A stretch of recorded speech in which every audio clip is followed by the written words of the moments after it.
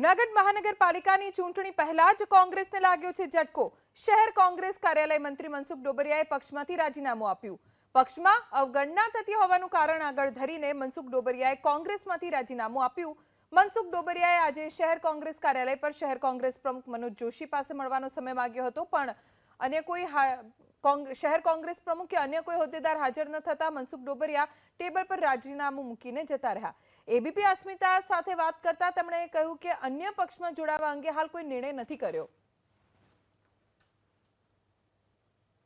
આજે વર્ષોથી 2002 થી 2006 સુધી કોંગ્રેસ કાર્યાલય વોર્ડ પ્રમુખની જવાબદારી સંભાળી હતી। 2006 થી આજ સુધી કોંગ્રેસ કાર્યાલય મંત્રીની જવાબદારી સંભાળતો હતો, પણ જૂનાગઢ મહાનગરપાલિકાની અંદર મારી સાથે થયેલ અન્યાયને લીધે હું આજે કોંગ્રેસ કાર્યાલય મંત્રી પદેથી રાજીનામું આપું છું।